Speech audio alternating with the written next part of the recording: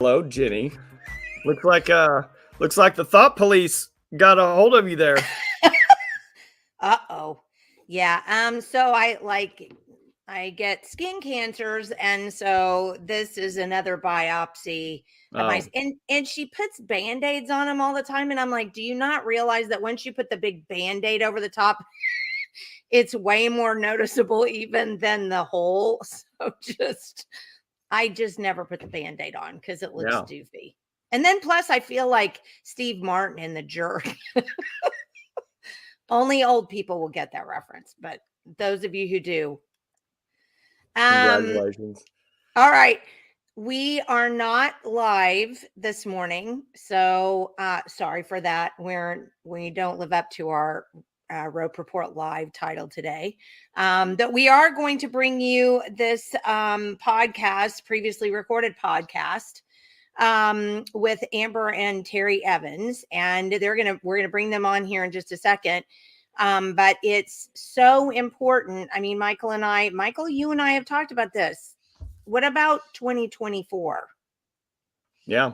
Well, and I met Amber just out of the blue during my campaign, because at that time, her and Terry were they had their own code. They were downloading all this data from the state warehouse databases, and I'm sure they'll get into all that, but they were literally the only people that were keeping track of the data daily. Like, they were downloading it daily, checking, comparing, and it was changing massively. And they found all kinds of anomalies, and we talked about things happening in my race and other races. And I mean, it was just, when you talk about data, I mean, data is just data, and that's it. And that's what, at that time they were specializing in that. And there were so many other things going on with the 2020 election and just craziness everywhere. And they were, in my opinion, in this state, they were right on the cutting edge of exposing all of that data in one way or another. And I'm sure they'll both get into that, in some way or another. Well, how about if we bring them in and then they can get into that? Yeah. Hello, you two. How are you? Hi, hey. Good. Thanks for having us. No, thank you for being on with us. We're very excited here. So I'm just going to kind of launch into it and have you guys explain to me, because there aren't like a whole bunch of people who just wake up one morning and go, I think I'm going to go do a data dump from you know what I'm saying? Yeah. I mean, most people hate math. They don't want to look at numbers. So I'm dying to know how you guys got into this and what. So go ahead and get started. I was voluntold. You what? I was voluntold. Oh, voluntold. So I'll try to condense it. Okay. I was straight up, like, I was yelling at the TV election night of 2020.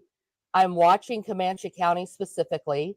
I'm like, there is no way. Never looked at any numbers. I just have Terry being prior service and us living all over the country and the world and stuff, we kind of have a temperature of how to gauge these things and what's going on where we live. You have to be able to discern your community to be able to blend in. And I'm yelling at the TV because there's no way that Comanche County stayed as blue as it did for as long as it did until the last moments in time.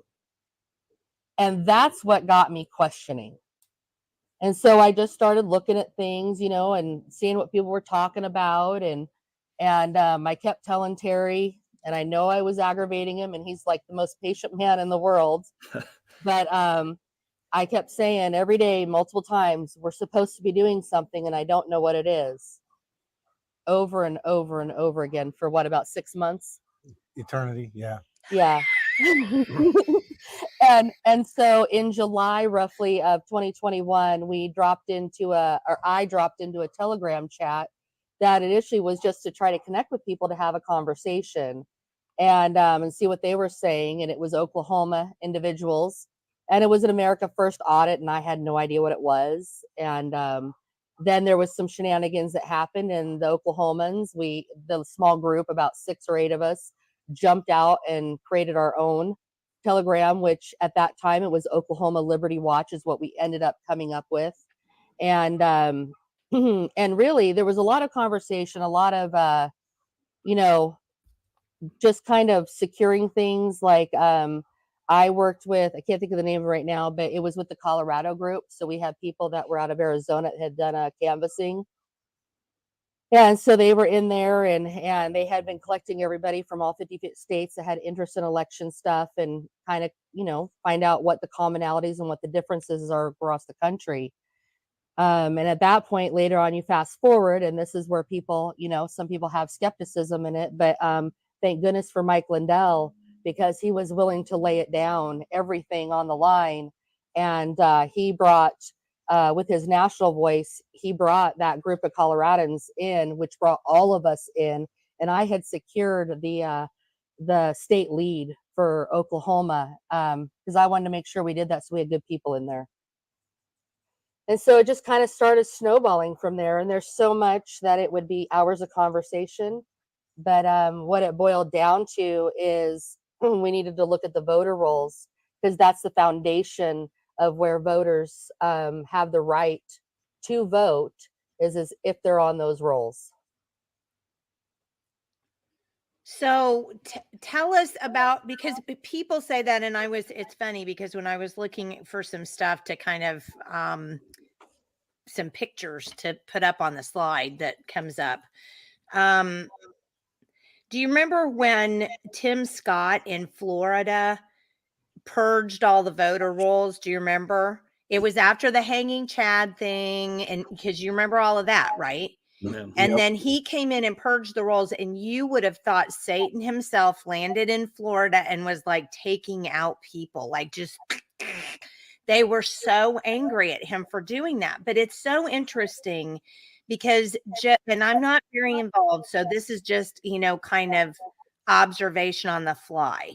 But I kind of started noticing they didn't have those problems anymore, right? Of super, super tight races after that happened. And now Florida is pretty, you could call it pretty red. And in most of the red districts, the Republicans are winning. Well, if you look at the data here in Oklahoma, there's a lot of odd things, revolving around the voter rolls, such as they cleaned the voter rolls the year after a presidential election, not before, so they're clean. And so that's one of the things that we ran into when we started running the data. Was the data, the initial data we were able to get was from what they had supposedly cleaned in April of 2021. And we started really digging into it in July of 2021. And, but what they were cleaning up was only, the people that hadn't voted in 2 presidential election cycles, and the people that were actually reported as deceased and stuff like that. So as far as people that moved away, or got married, changed names, moved here, there, whatever, all that was still in there. And, we found, all kinds of anomalies, things like, I think, what was it, 270,000 people that didn't have a voter registration date? 207. 207, yeah, 207,000. Okay, wait. Now, is that statewide, or is that in statewide. a specific county? Statewide. Can you tell me specifically why that's important, that they didn't have voter registration dates? So, voter registration dates, we have cutoffs before elections. And, you have to be registered by this date in order to vote. No registration date means you don't know if they registered the day before, or if they're an actual valid elector, or what. Wow. And technically, if they're missing the data, they're not a valid elector.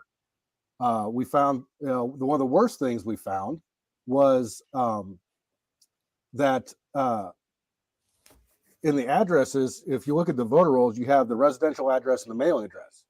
Well, you can have a PO box as your mailing address. That's fine. But what we were finding is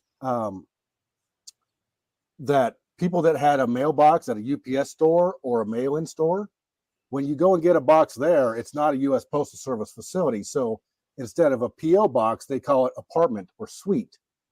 And so it looks like everybody else that lives at an apartment or a suite.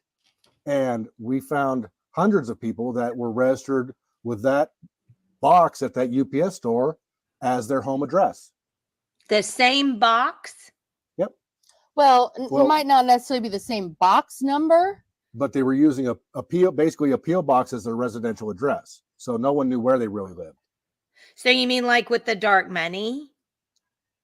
Like with the dark money when all the PACs make their mailing address a UPS store or Staples?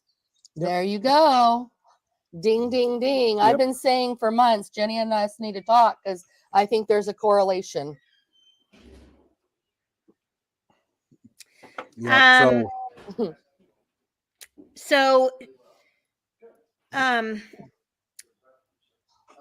I'm trying to find the best way to, because I think people are maybe kind of like me. I mean, I don't know. I hate to say that, but I think people may be like me in the fact that they don't understand why they should be concerned.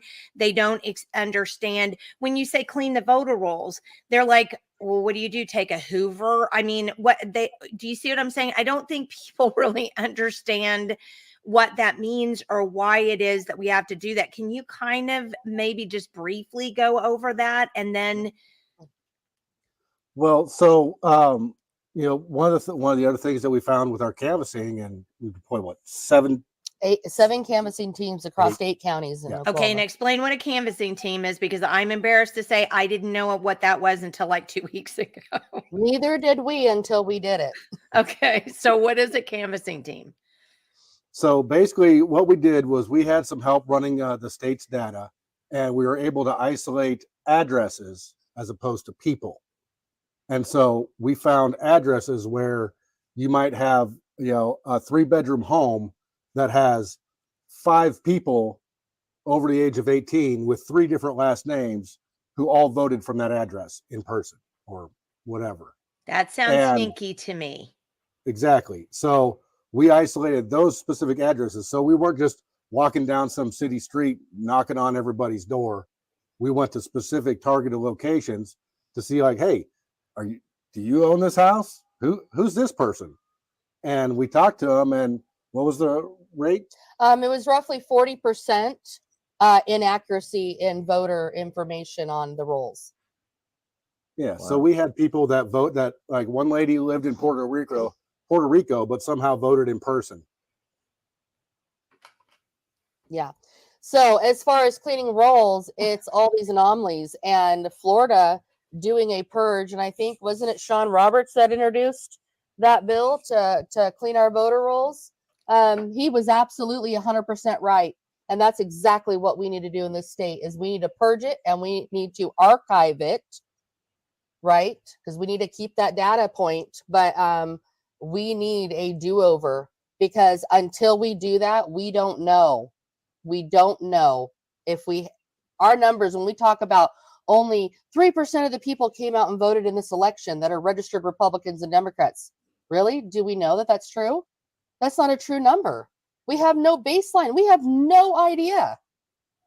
Yeah, and you hear it from candidates all the time. They get these lists and they go knock doors, and that person doesn't live there. It's, or there's not even a house there. Or like in the case of Oklahoma County, they sent out 65,000 voter registration cards for people to verify when they was it redistricting. Yeah. And when they sent out like 100 plus, 65,000 came back. You know, that's so interesting because when I was mayor here, we did, and I talked about this with Wendy the other day. When I was mayor here, just as I was leaving office, we were getting ready to have a vote on a penny sales tax increase. Well, you can't, as a city, you can't go, send people things saying, vote on this sales. I mean, you can't do that. But we did get permission from our attorney to just send out a letter saying why we were holding the election and reminding them of the date. And, I did that just personally myself so that we didn't have to, have the city pay for it. So I just did it personally myself. And I think we didn't send out like one to every single voter. I couldn't afford to, but I think we sent out something like 400 letters and we got something like 120 back or something. And I kept thinking to myself, that's just Luther. That's 25% roughly. Yeah. So That's crazy to me. that's not a good return. No.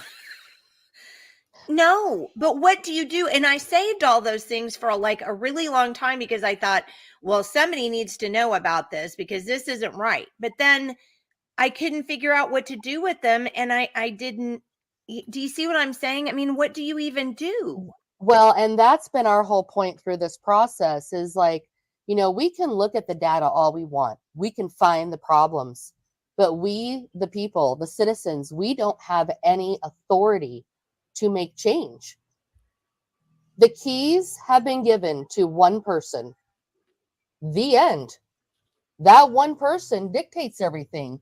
That's not how our society should be set up. That's wrong. Well, and are you talking about Paul Ziriak's, the head of that position specifically? So whoever would sit in that, yes. So the Secretary of the State Election Board, right? Who is also the Secretary of the Senate, and just by correct. law is that position? Yeah, correct. And he is appointed for both. Correct. So it's not an elected position. You don't have an elected secretary of the election board. And I don't think people understand that. And I'm not sure if you guys know this or not, but I've looked at, and I can't determine, the governor appoints the members of the state election board, but I'm not sure, does he also appoint the secretary of the election board? Because I thought it was Greg Treat that appointed him. Yeah, so the head of the Senate. The Senate pro temp, he picks who he wants to be the Secretary of the Senate, and it gets confirmed, and then by default, that person's automatically the state election secretary. Right. That doesn't seem like one of these things is not like the other. Yeah, where did that math come from? I don't understand that. No. Well, and part of the thing that's really frustrating too was, you're tracking the whole Eric controversy with the Eric system. Yes. Mm-hmm. Yeah. So, the whole thing that the Eric system bragged about from its inception was that they used the NCOA database, which is the National Change of Address database, and the Social Security death records to help states clean up their voter rolls. Well, who thought it was a good idea to get that law in Oklahoma? I don't know, because if they'd read our current laws, the state secretary of elections has the authority to use, shocker, the NCOA database and Social Security death records to clean our voter rolls. So we're already paying him to do that. So how do we know if that's getting done? Yeah. Good luck. We don't know. The only thing that I saw pop up, and I don't remember the month, but it's been about a year or so now.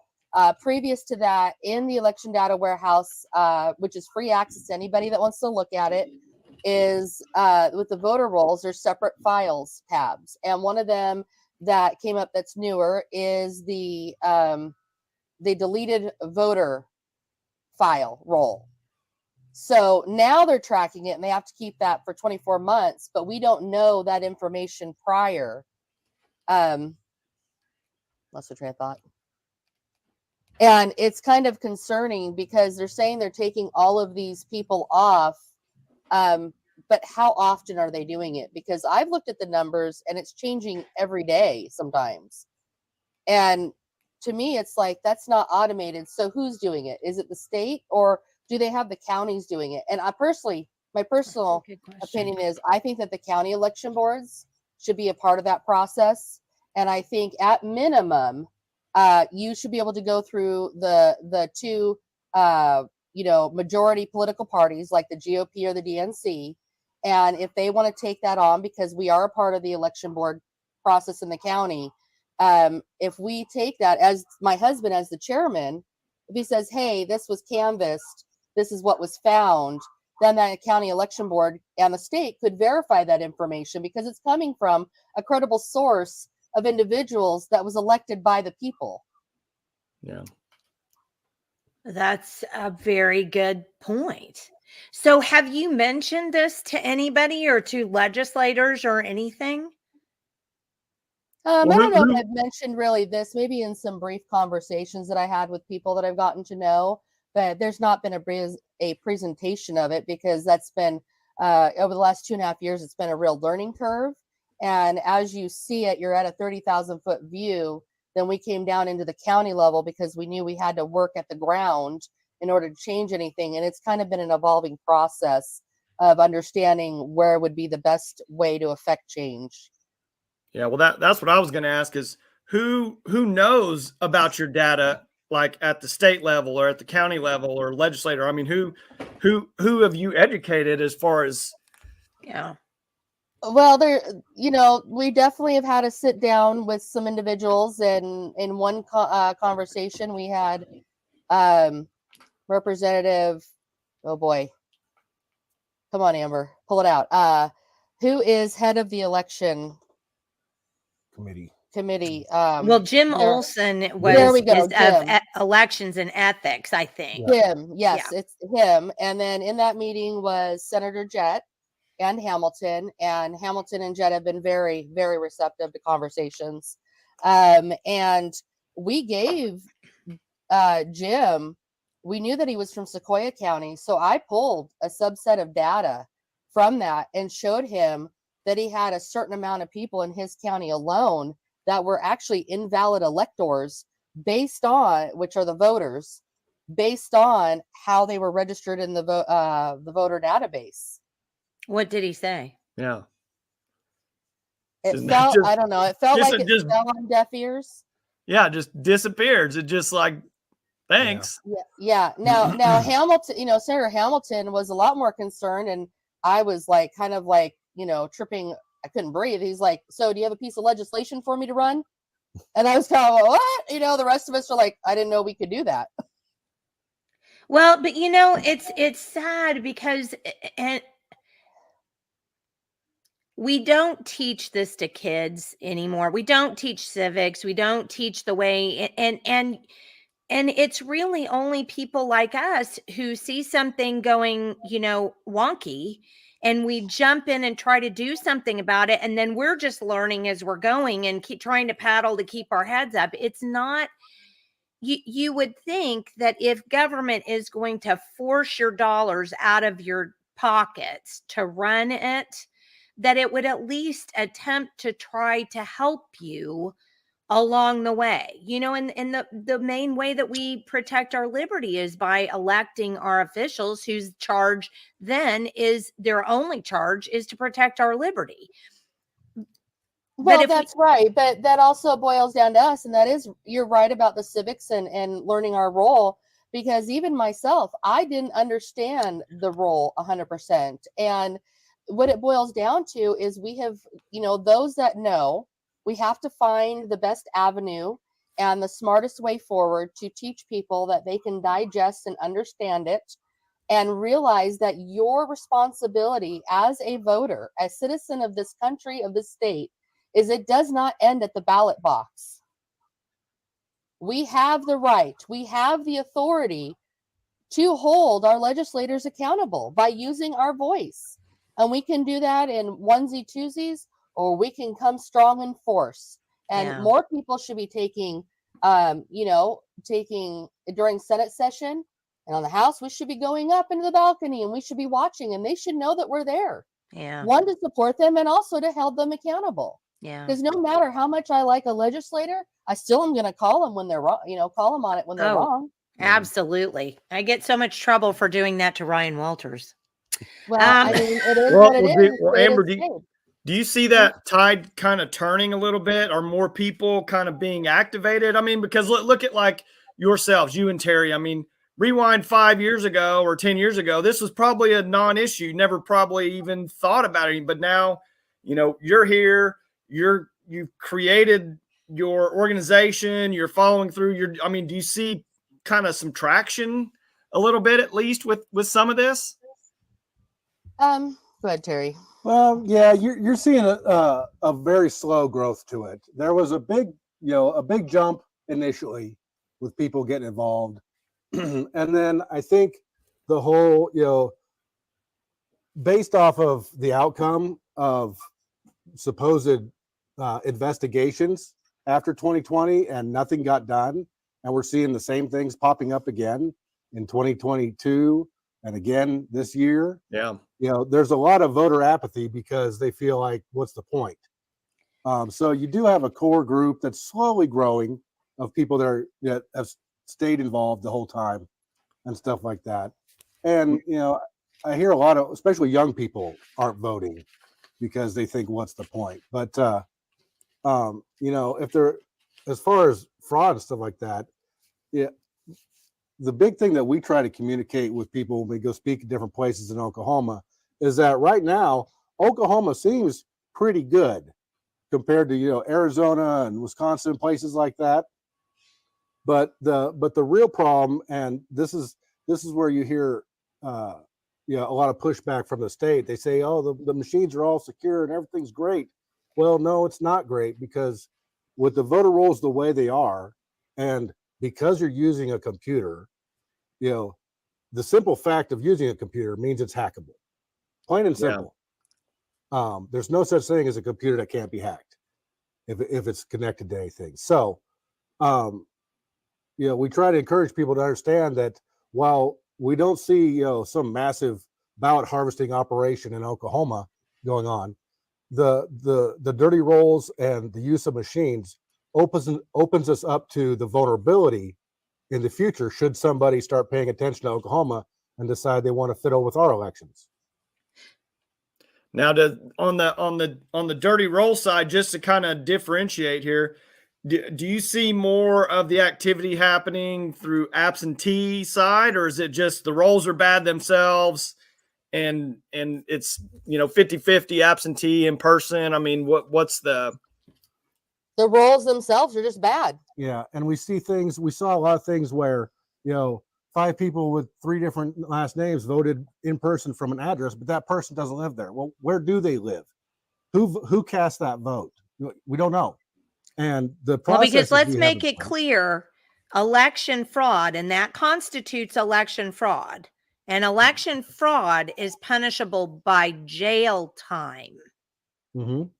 Yeah, but our current system has no, like, on the absentee ballot side, once you crack open that envelope and look at the affidavit, it gets tossed here and the ballot gets tossed there, and there's no chain of custody on it. Well, and let me even mention what there is not. And because that was, I sent a formal complaint to the Oklahoma State Election Board regarding my observations as an alternate board member on the Oklahoma County Election Board.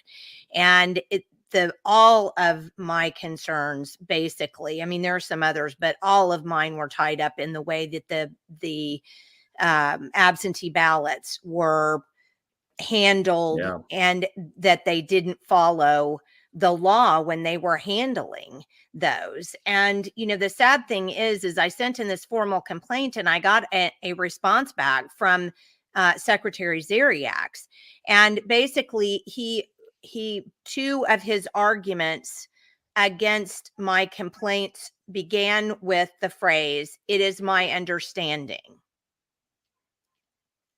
Does anybody, I mean, do you see what a problem that is to say, "It is my understanding"? You would either say this, according to state law, according to this document, according to this rule. You don't say it is my understanding, because your understanding means absolutely nothing in a court of law. Yeah. Well, that means it's your perception. Correct. And the law is not to be perceived. The law is written in black and white for a reason. And hence why administrative rules, Title 230, are such a train wreck, because it is somebody's perception that they have put in there to circumvent the law. Yep. And we saw with your question about some of the, is it in person or ballot absentee and stuff like that, how many people came to us and said that they went down to vote because they're Republicans and they get there and they're registered as a Democrat? Yeah, I don't even know how many it was, but it was several. There was some here in Comanche County. There was some in Tulsa. There was individuals that had initially been independents. They went and registered, after 2020 or before it, that were for Republican. And at a certain point, they were right back to their original political affiliation. Yep. Or they went down and voted in person, and when they looked at the roll, it said they voted absentee. Wow. Which leads me into, this is one of the big ones that we found, and that was when we were looking at a mayoral race in Norman in what year are we in? In 2022. I have that feeling too. Yeah, in February 2022, and I think this is prior to you and I being introduced, Michael. When did you run? April-ish or? Yeah. February.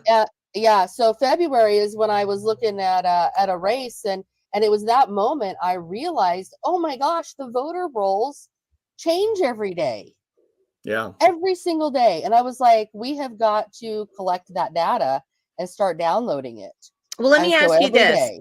So when my mom died, I literally did what I was supposed to do, and I called the Oklahoma Election Board and sent in a copy of her death certificate and got her removed from the rolls. Or I was told I need to go back and look again to make sure. But I don't know where I was going with that. Well, you should, you should verify that. If that was the case, they would have removed her from the roll that, when they got my letter and the death certificate, right? So I can see the voter rolls changing maybe in a day if that's the way they're handling things. Yeah, I mean, that's possible. But why are the numbers? There was a period of time where the numbers were changing pretty significantly, and I have quite an issue. Why are the voter rolls changing right after an election? Yeah. We're supposed to be housing that information for 22 months, right, in a presidential election, federal, but Oklahoma says no matter what, in our elections, we have to retain that information for 24 months. And why am I seeing immediately after any election in the state that we have a decrease in people on a voter roll? Yeah, no, yeah, that doesn't. Yeah, that's when I first started talking to Amber. I mean, that was the conversation. It was just like, I just downloaded this data yesterday, and now and this is after the election. This is this is post everything. So the roles shouldn't be changing afterwards. And then she was like, this many changed here, and then this day is different, and then this day's different. I mean, it was just comical almost, Jenny, when we were talking about that. Yeah, what are you looking at? So one of the big thing is people have heard us talk, and the time traveling voter is what I've named it. And it's because we had looking at the data around that race in February 2022, and not in any particular order, just kind of the way that it should go. There was an individual that she voted last time in 2020, the presidential election, and that's all great. And what we discovered after research is that she'd gotten married since, but she had her maiden name on the voter roll. And so as I'm looking at this data over a period of days, I'm like, wait a minute, something's really weird. She's gotten voter credit under her maiden name. That's odd. Okay. But at the same time, what I noticed was that she not only got voter credit for that February 2022 election, but she also got the future voter credit of the election that would take place in April. And you're like, well, how in the world before the election had come?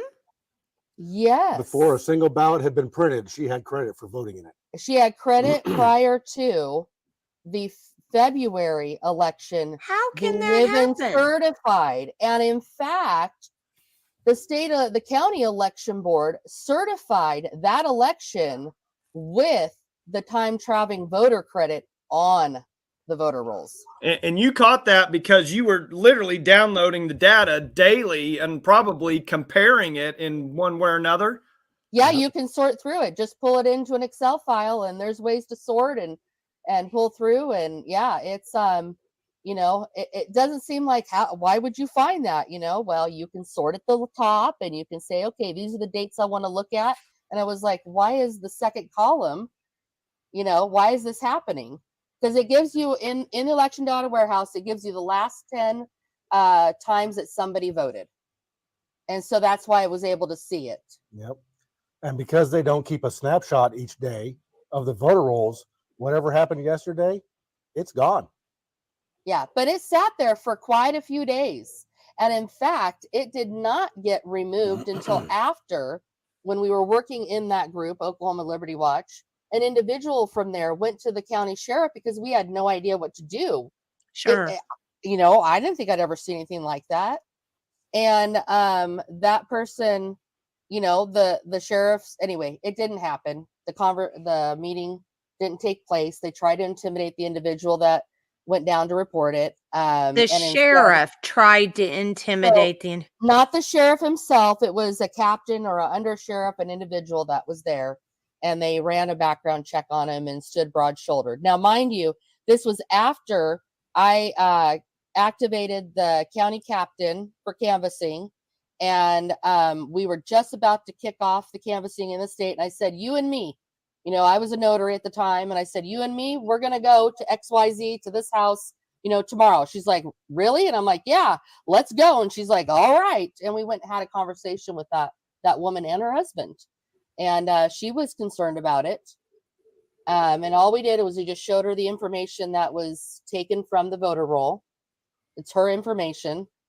And she said she went down to vote early in person to the fairgrounds, and her driver's license did not match her voter information. Is this the girl with the maiden name that you were talking about? Right, because she had gotten married, so she hadn't changed her voter info. So she had to go home, get her marriage certificate and any other documents that they asked her to, and they had her fill out a whole bunch of paperwork. And a provisional ballot. They made her do a provisional ballot. And then she said, they had me fill out all this other paperwork. I had no idea what it was. I just filled it out, and then I was able to vote. Which is all lawful. That's the appropriate way to do it. Yeah, she did everything right. But and even the county at the time, right? The people that were working the polls, they did it right too. But where it drifted off course to give her voter credit for an election that hasn't happened yet. And and we have a system, it's called the MESA system, and that's what houses all of the election information. So it's a different system than the tabulators, are voting machines, which are Hart InterCivic. So just to be clear, we've got our local machines at each precinct. That data goes where? To the county, and then that county goes out to the state or into this MESA system, or what? What's the flow of data there? It's supposed to, if the ballots are getting ran into the what's it called? The vote, the voting machine, right? The Hart InterCivic machine at each poll site. Okay, and that information, including what's called the cast vote record, is getting housed on the MBB. And MBB is a mobile ballot box, in essence, a thumb drive, right? Glorified thumb drive. Yes. And that information, if this is all appropriately being done, nothing's connected to the internet. That's what they say, right? And then the machines are taken to the election board, the county, and then those MBBs are taken and put into a secured server that runs through the internet, which does have a VPN on it, which does not mean it's not hackable. It just means that it's harder to get into. That's all it means. It's like putting a deadbolt on your door, right? and then that information gets transported through that VPN to the state election board. And the MBBs, like Jenny, maybe you know this, but what's the chain of custody there? I mean, who actually has access to those things to be uploaded in one way or another? I mean, is there multiple people?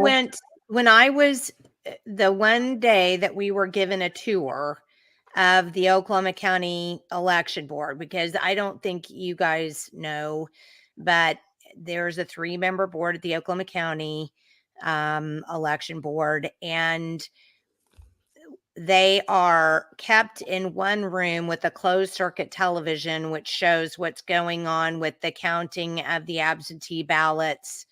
And that's all done via closed circuit TV, which is not lawful according to the law.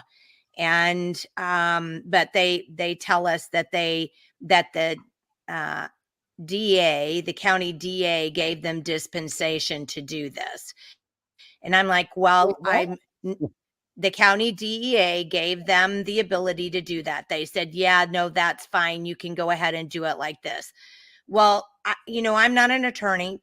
Don't play one on TV. Didn't say at a Holiday Inn. However, I do know that a DA is to uphold the law, not make law or create a dispensation from the law. It's to uphold the law. So why a DA would go in and say, no, this is fine, even though it doesn't follow what the law says, doesn't make a lot of sense to me. But I'm told. No. I'm sorry, go ahead. But I'm told that is the Secretary of the State Election Board's understanding. And he suggested that I call the DA's office to find out for myself. Yeah. Well, and just to clarify, Jenny, I think on that closed circuit camera, the county, the election commission, he goes off screen, and you can't see certain things on that also, I believe. I know, that's why I was trying to find the letter just a second ago. I had them all sitting here before you got. Oh, here it is. So you've got someone in a room on a closed circuit camera that's not in viewing access all the time. No, I want to know. So if someone tells you that, then they need to give you the law in which they are allowed, that gives them the authority to do that. Okay, even in an administrative rule. I'll give you what I got. My understanding, this is from the letter, my understanding is that the use of the closed circuit television system that allows the Oklahoma County Election Board members who are present at the board meetings to observe various activities occurring in nearby rooms has been approved, reviewed, and approved by the Oklahoma County District Attorney's Office. My understanding.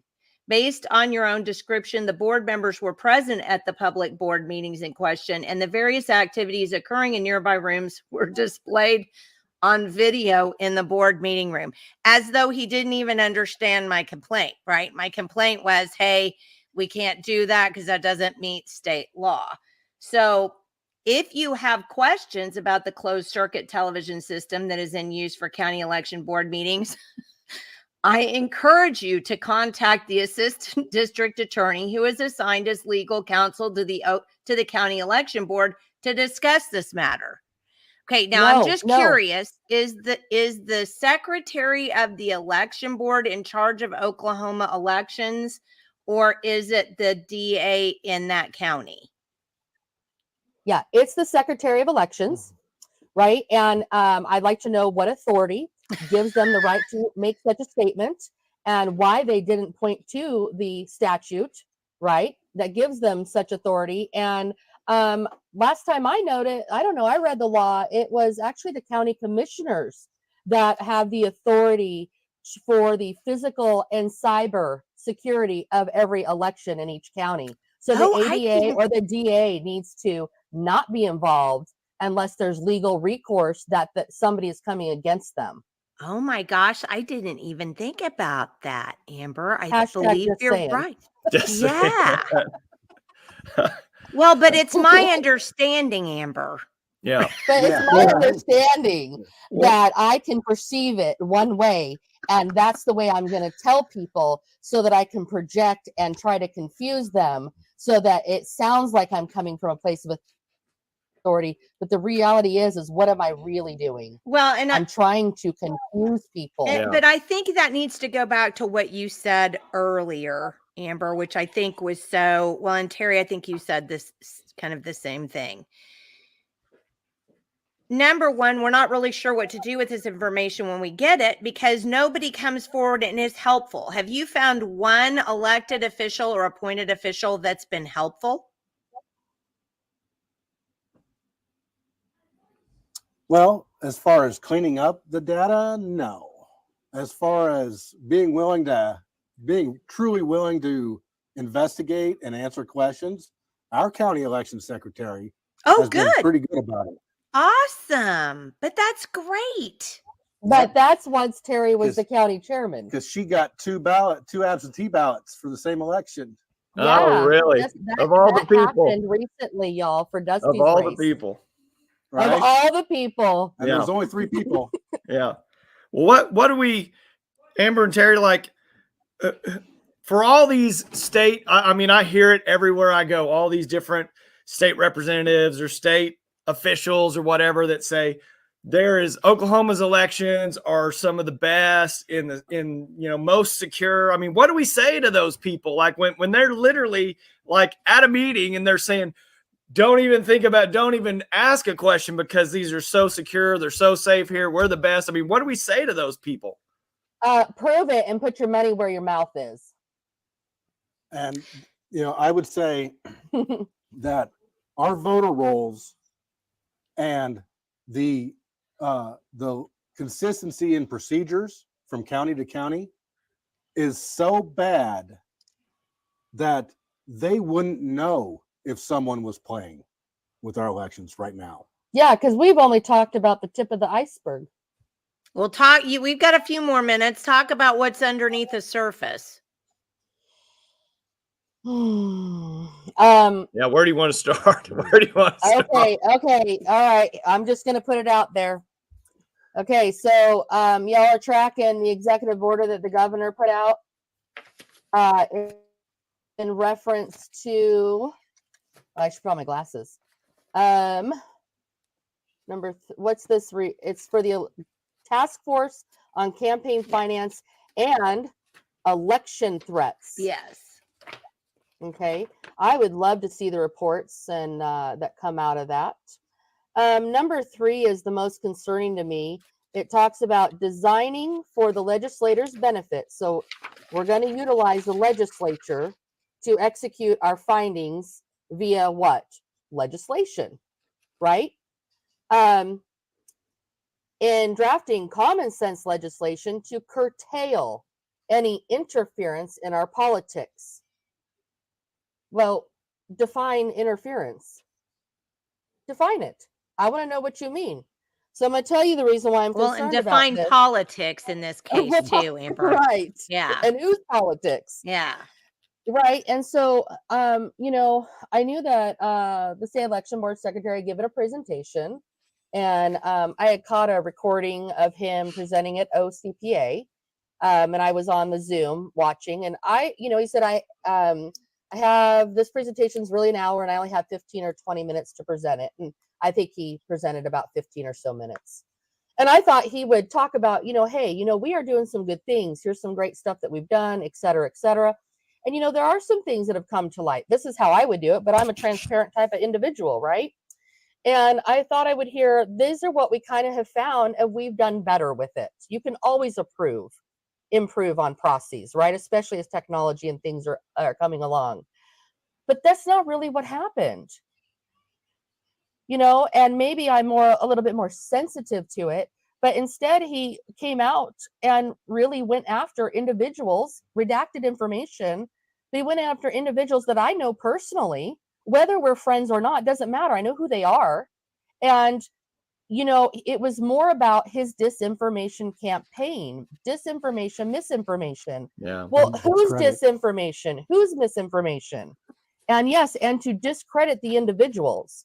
Now, I would say there are some concerning things that he brought up, but did he bring up and show anything positive that any of those individuals have said or done? I didn't see that in the presentation. Well, I did You have a know? copy of when I went for training, because I know what you're talking about. When I went for training, my required training at the Oklahoma County Election Board, I was absolutely shocked. I mean, I'm serious. I really was. I was shocked at the end of the meeting. He pulls out this four color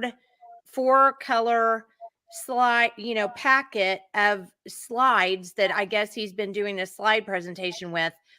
And they're screenshots of social media accounts. And just like you said, Amber, where there were a couple of them in there, and you're like, you don't threaten anybody's life, and you don't say something about Epstein. And I mean, some of them were absolutely ridiculous. But the problem is, unless they do something like threaten somebody's life or whatever, it's we're a First Amendment country, and it's tough to, sorry, you may not like what people say, but they say it Right. anyway. But yeah, I was So, absolutely shocked. Well, there's all of this misinformation. But then when I would ask questions during that training, I would get these looks on people's faces like, I don't know. Well, I don't know. Well, then what do we know? Honestly, people, what's going on? yeah, and so what's frustrating to me is I'll try to make it quick, but I was a couple days after the executive order came out, and Zeriak's thing was right in there, like within a couple days, and then it was a couple days later I was listening to somebody that I watched growing up as a news anchor in Oregon at one point, and he had a newscaster on there talking about updates from Oregon, and he said something to the effect of the Oregon Secretary State, what is it? Secretary of State is come out with a ministry of truth around election integrity. Is that the words he used? He actually used those words? He did. Well, he used them. Yeah. He used them for descriptive, right? And my ears perked up, and I literally like ran away off the show because I was like, well, wait a minute, this is late at night. And I'm like, gosh, this is crazy. Okay, all right. And then all of a sudden, I'm like, what do I know? Secretary of State. I'm like, why is a red state and a blue state doing something similar? So the Secretary of States have an annual conference in July every year. And in fact, they have one coming up in February as well.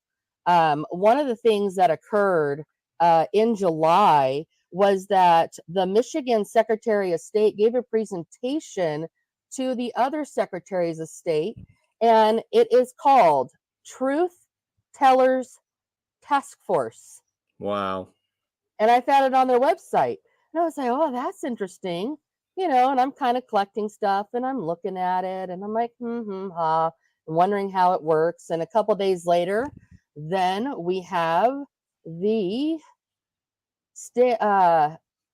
House Judiciary Committee, the U.S. House of Representatives, dropped something on Twitter, X, and it says, the weaponization of CISA, C-I-S-A, how a cybersecurity agency colluded with big tech and disinformation partners to censor Americans. Yeah. Who said that again? Who posted that? This was the House Judiciary Committee, the U.S. House of Representatives, the Select Subcommittee on the Weaponization of the Federal Government. Wow. And I was like, well, that's interesting because CISA, C-I-S-A, we've seen that running around in all kinds of stuff in election integrity because they're the cyber side of it, right? They helped write the HAVA Act and the Help America Vote Act. Oh, they did. Okay. And so I was like, that's interesting. So I went back into the Secretary of State's National Association, started poking around, and lo and behold, guess who lobbied the National Association of Secretary of States? CISA. Yeah. A federal agency. And funny because now even we have people that are appointed here now utilizing the same verbiage. And this is everything about silencing the people and maintaining control. So we've got Oklahoma officials literally quoting CISA verbatim the way that, talking points they're putting out. Talking points. Yep. And the thing is like who's another 3 of the top sponsors for that Secretary of State conference every year? Let me see. Dominion, ES&S, Hard Inter Civic. Yeah. No List goes on and joke, on. really? Wow. This is not a joke. A dead serious, absolutely. And then it was about 2 weeks later that old Glenn Beck came on a thing, and I never watch him. I just see clips every once in a while, and he had this huge, like 20-minute thing talking about CISA and how everything's been doing and something else within it. And I was like, and then at the very end, it's literally everything I'm looking at and I found. And then at the end, he's like, so think about your elections. And I'm like, I already found it. Wow. So the question is do they know our appointed individuals and elected officials?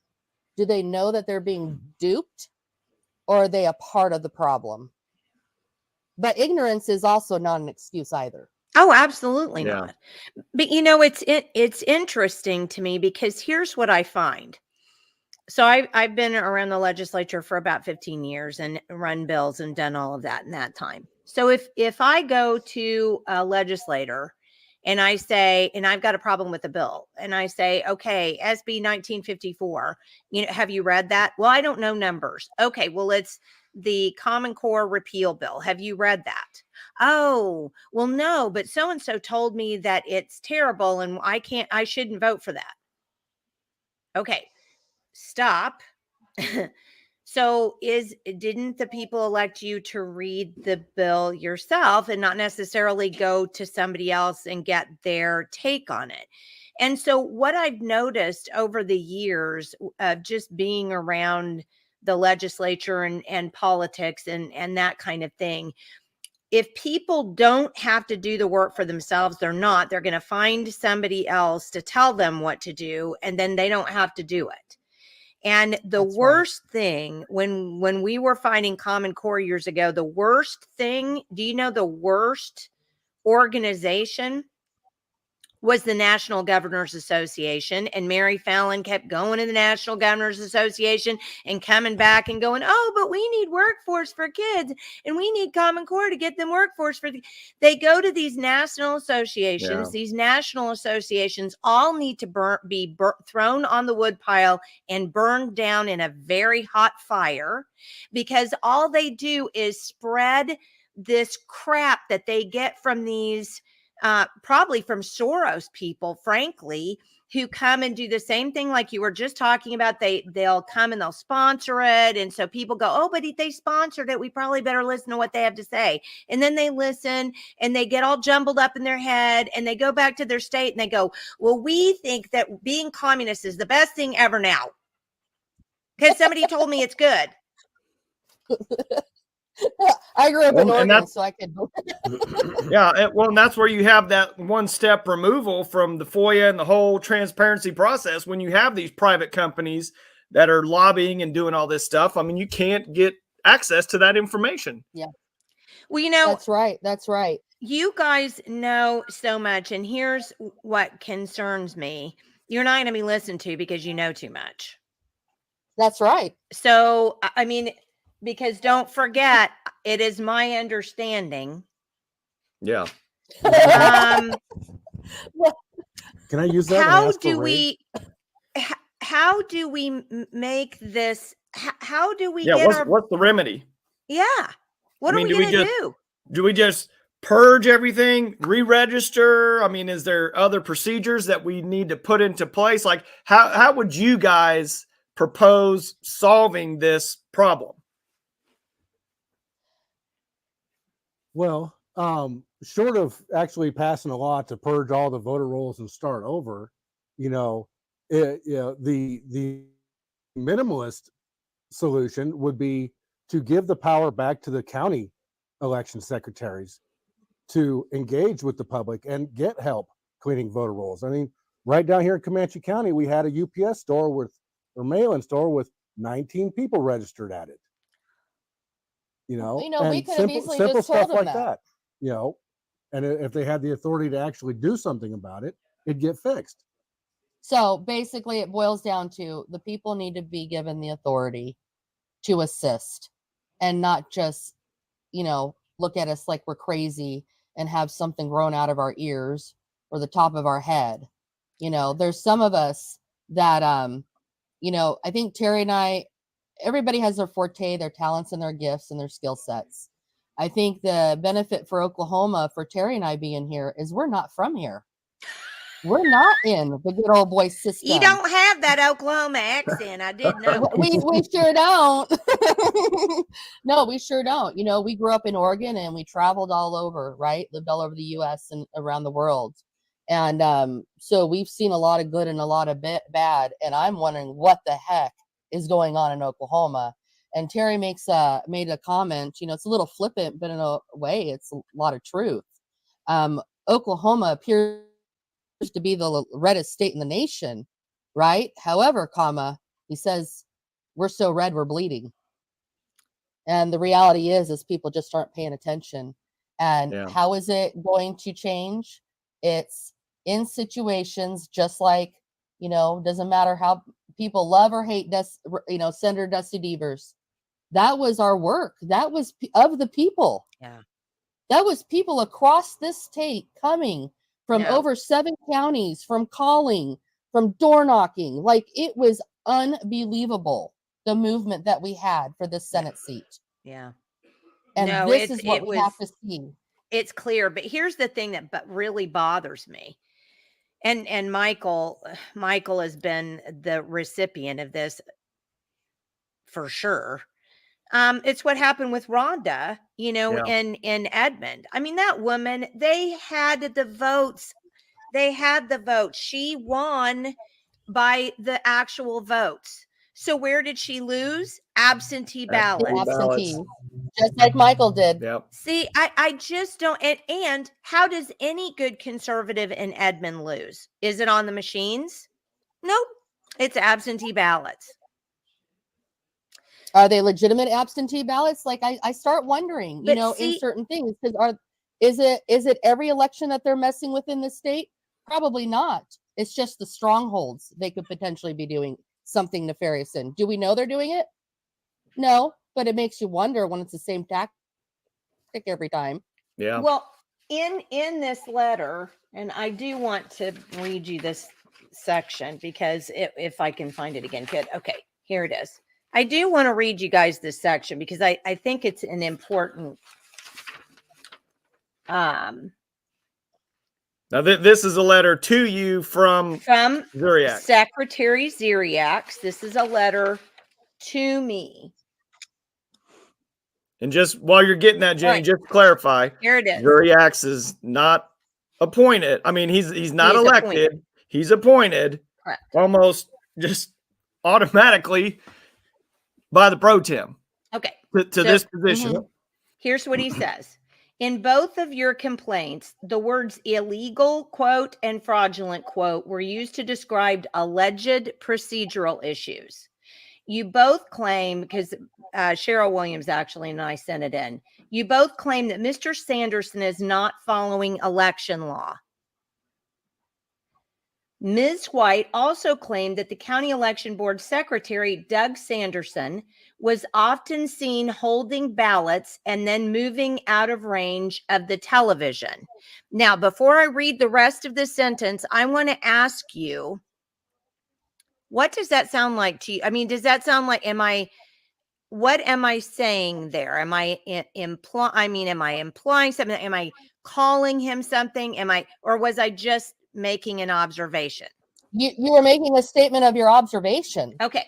Not according to Secretary Zuriak, who says implying, because he's got his feelings in implying without evidence that Secretary Sanderson may have been engaged in improprieties. Did I say that? Yeah, no, he's projecting. Yeah. So the question is, what do we know about people that project? Why do they project? But that's exactly why exactly. that's exactly why I read that, Amber, because you would think, and when we had Wendy Montgomery Dial on the other day, one of the clips from that interview with her, I basically say, what is the matter with an investigation? What is it? Because if you're doing something right, it's all going to be way to go. Excellent work there. Our investigation proved you did great. And these people won't even hear of this. They won't. And so whether I am at this point implying something, because it makes me concerned that if you're not willing to at least have people help you investigate, the people whose country this is, whose state that this is, we're the ones, whether they're appointed or elected. It's like you said a minute ago, Amber, we are the people. It's our system. Our house is on fire. Let us help you put it out. Right. Let us help. We're not trying to hurt anybody, and I'm going to give a kind of an analogy here. We saw in 2021, the beginning, right? The Senate confirmed General Lloyd Austin, right? And that was problematic. First of all, when you appoint an individual like that, they're supposed to have had 7 years dwell time, which means 7 years away from active service. He had not. He had what, 4.5 years away? But you can be confirmed under that 7 years if it's deemed so by the magic wand of the Senate, right? And what did you say, Terry, about General Lloyd Austin, which you knew of him because you worked under him too? Well, for one, they did the same thing with General Mathis to get him confirmed. Yeah. But with General Austin, from my understanding was that he had been fired from commander of AFRICOM.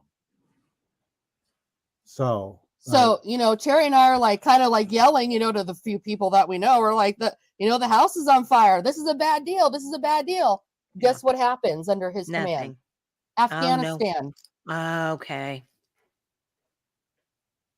Terry and I, all of us have different skills and, skill sets, and discernment. And Terry and I have a unique subset, some similar, some different, but we can see the writing on the wall before it happens. Why can't we just have people listen to those that have that ability to see? Yeah. The house is on fire.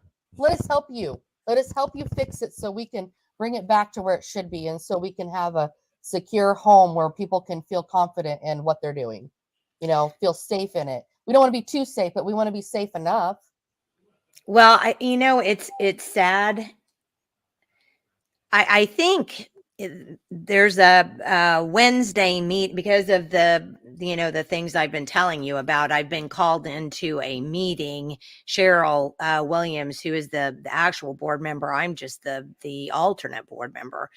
We've been called into a meeting that's going to take place on Wednesday, the morning that this part of the reason why we're having to do this, broadcasting or a recording, because I've been called into this meeting on Wednesday morning before the state election board. And when people saw the letter that came to me about that, they got so up in arms that I think there's going to be quite a crowd of people there. And it's sad to say, and I think you might agree with me. I don't, if you do, let me know. But if we don't light some fires under people and get them to these in mass, because 5 people go to a meeting and they go, whatever, but if you have 45 at a meeting, that's a much bigger deal. But then I don't know. I mean, I just think we're going to have to really light some fires under people because we've got to have a process. We have all of our group, all the different groups that are around the state, right? We have got to come together and find a central point where we can literally, if there's 10 organizations, we can have a central hub where there's a call to action and it goes out in the mass. Yeah. Right. Yeah. Because right now, even all of our groups, I'm not in a group per se anymore, but we're all working around and we're connecting here in bits and pieces, but it's not cohesive. Yeah, it's kind of siloed. That's right. And we need to come together. And when you come together like that, it becomes the groundswell. because Yeah. we have the groundswell there. We just have to bring it. It's like ants and bees and everything, right? Let's just start funneling it so we can move better. Well, that's we're gonna have to figure out a way to do that. Boy, back in the old days, back in I guess 2010 and 2012, we did create a group of groups who were active, at the time after the Tea Party stuff. Yeah. And we did have a group of groups, and it was really great because the presidents and the people would, a couple of people from the organization would show up, and we could get quite a bit done, that coalition.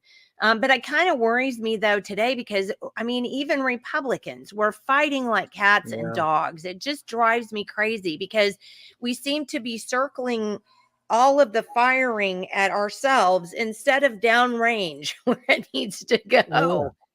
Oh yeah, it's absolutely ridiculous. We've got the same problem down here. The former GOP chairman has spent the last 12 months putting out almost a video a week saying the same stupid lies over and over and over, trying to get people to believe him. And it's just it's funny because to me that's pretty wild, right? That you would put the effort into that, but yet we're the authoritative extremists. Yeah. And the reality is Terry, we took over the county, we literally overturned it with all 6 elected positions.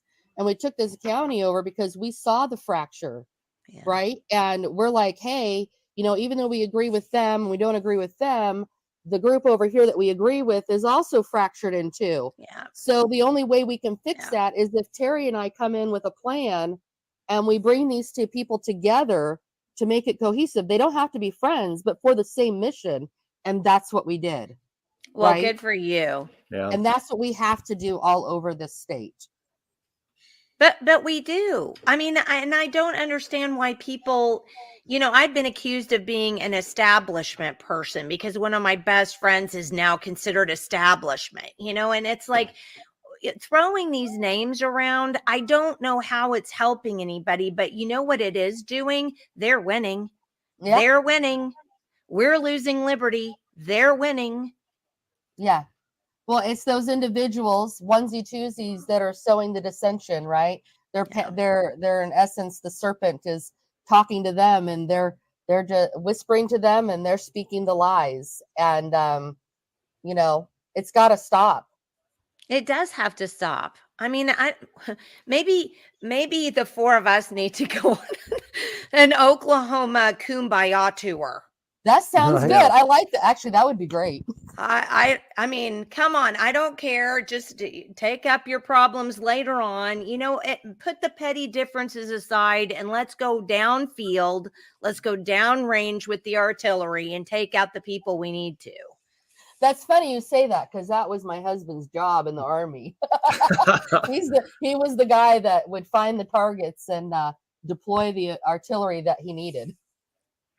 My husband ran track vehicles, Terry, in the Army in Alaska. Oh, where at? I have no idea. He could tell you. It was like very far north Alaska. It was like this thing that the Army was doing. It was a new thing. Really? Yeah. So no idea. No cabs. Yeah. We were in Fairbanks for 6 years. Oh, were you really? Yes, it was our favorite duty station, and I'd love to move back someday. That's funny because that's what Dave says too. He man, it's amazing. Yeah, it's great. Yeah, I was loving it. Friends were posting pictures of negative 54 the other day, and I was like, oh, I miss it so much. No, really? Yeah. Okay. No, I'm not talk to you later, Amber. Still send me out there. This is the guy that bamboozled me to go hunting at negative 20 degrees, and my brain wasn't thinking well enough that he was going to turn off the truck. Yeah, you were just thinking you were going to shoot from the truck? Is that what you were thinking? She thought she was just going to sit there with the binoculars and point. Over there, honey. Go get them. Well, I know better because I've been hunting, but I don't know. I wasn't thinking clearly. He bamboozled me. That's funny. Well, okay, guys. Here's what I'm going to ask you to do me a favor, if you would. Would you Depends on the favor. would you please put together a list of what needs to be done? I mean, just based on your observations, here's what needs to be done. And we're going to publish that with the video. And I think I'm going to, Michael, I was thinking about this today, maybe changing one of the tabs on our website to be elections for this year, changing one of the headers so we could put all the election stuff under there. Because we have dark money, but we don't have elections. And we need to put that out. And the reason why we need you to do that is because what we talked about before, people don't really know what to do. It's hard to get people on board because I think so many people think I don't understand anything about this. I don't know what I'm doing. So I'm just not going to do anything. It stresses me out. Right. But if you give them specific points and say, here's what we need to do. We need to do 1, 2, 3, and we need to find somebody to help us do that. I think we can get further down the road. Oh, absolutely. Yeah. So if you would do that and send me that, then we'll put that out in the newsletter along with the video, and then put it up on the video, and then put something up on the website with it. And then we're just going to have to, we'll have to do the Kumbaya tour, obviously. And, I'm telling you, I know it sounds funny, but you might be right. It's not a bad idea. People that are level-headed and can see it for what it is and how it's harming us. Yeah. And what we can do to come together. Yeah. Yeah. We always get more things done together than separate. Yeah. Do you have chickens? Yes. Our rooster, he likes to make noise a lot. About that time, I guess. Time to get up. Michael? I just have a bunch of kids that make noise. I don't have any farm animals. Well, we have a granddaughter that's due in 2 weeks, so soon enough it'll be more noise. Very pleasant. That's so exciting. Congratulations, guys. Thank All right. you. If you could give people one thing to do for them, I want you to give them one thing to do. Is it to check their voter history? What is it, do you think, Amber? Yep. And Go Terry? to the OK Voter portal, check your voter history, encourage other people that you know to do the same thing. I also encourage people that would like to, if that don't request absentee ballots, request one once in a while so you understand the process of it and you know what they look like. It doesn't mean that you have to vote by absentee. You can then go ahead and go down to your polling site and vote in person, and you'll just sign an affidavit saying that you didn't vote that absentee. But I encourage people to check the voter roll and periodically request that absentee ballot so you have an understanding of what's going on with it. And make sure you're still the same party you thought you were. Oh, and that's a good point too. Yeah. Absolutely, for sure. Yeah. And I highly recommend that people set alarms on their phone, on the calendar, the physical calendar, however way. If you are an absentee voter, don't put it for automatically receiving one for the entire year. Go and receive it for each and every single election. As often, as best as possible. There's some people that aren't good at remembering, and I get that. Okay. But I'm not a fan of the automatic absentee for the entire year. Yeah, me either. Well, as a matter of fact, I'm not a fan of the absentee system anymore at all. I mean, it used to be when I was a kid, when I turned 18 and voted, if you were military and overseas, right, Terry? If you were shut in, if you were going to be out of town or something and could prove that you were out of town. This just getting it because I don't really feel like I want to go to the polls. It just irritates me. I know excuse absentee is not effective. It's not helping anybody. And we're not seeing the return rate on it either for the money that's being sending them out. Yeah. And that automatic absentee mailer is, we know that's problematic because we found multiple ballots that went to Bagram Airfield. Yes, we found 2. After it fell. Yep. No way. Now, here's the thing. We know how this works. We know that it goes in country by APOAE. mailbox, right? And it's going to get stopped maybe in Germany or something like that. Italy, something. Yeah, but that doesn't matter. It literally got physically sent, was going to Bagram Airfield. Yeah, because nobody was checking. And to be honest, somebody at that mail room in Italy or wherever could easily crack that thing open, fill it out, put it in the mail, send it back in. So there is some concerns with some of the UOCAVA votes, but I don't think at the moment, as far as what we're seeing, it's the dire straits yet. It's the voter rolls that's the important stuff. Correct. Okay. Well, Terry and Amber, God love you for doing what you're doing. And I mean, I don't think people understand it doesn't take 5 minutes to look at voter rolls. I didn't sleep much for over a year. So, and you don't do this for money. Nobody's paying you to do this. No. Nope. No, Well, not at all. This is because we care about the people and we care about the system. And, you know, our entire life between the two of us in one form or another has been humanitarian. And God gives us gifts and we're utilizing them in the best way that we know how. Well, guys, seriously, I mean, accept our sincere thank you for, you know, just what you're doing. And thank you for taking the time to do that. It means so much. So many people don't. So, did they go? What happened? Well, maybe they, I think they were on a laptop or something. Maybe their battery died or maybe their internet cut out or something. Well, okay. Unfortunately, well, I'll remove them unless they come back in, and then we'll put them back up. But that you know, good for them for doing that. There comes somebody with looks like a phone. She's got her phone. I do. I don't know if you can see us. No, we can see you great. Well, again, thank you so much for being with us. We can't thank you enough. And please don't forget to send us that stuff so we can get it out as to what we can do. And thank you again for all you're doing. Thank you very much for allowing us to share it with you all. No, thank you for being here. And we will talk to you again soon. I hope we can keep in touch. Yeah, we will. All right. Thank you, guys. Thanks, guys. Good night. Boy, are they nice people too. Goodness gracious. I'll say, well, you know, here we go again, Jenny. You got a centralized, unelected person in our Secretary of Elections that can make rules, which we already talked about this with last week with Wendy. Yeah, with Wendy. Come on, old man. Yeah. So here we are in the same situation where you have just complete no transparency, no accountability. Same thing with education, school boards, you know, all these things. It's all the same playbook, no matter what it is. I mean, how hard, really?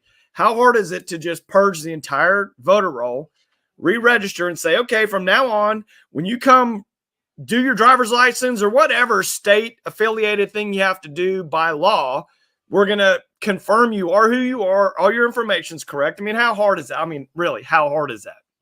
Well, I think it's not at all hard, but then maybe we're missing something. So just to give them the benefit of the doubt, you know, maybe we are, but I think because of the fact that we've seen so much pushback and so much hand waving away, you know, you know, and it's my understanding. I mean, we've seen so much of that I just, it's hard to stomach the idea that it's not fixable or that we can't do something. I think we can.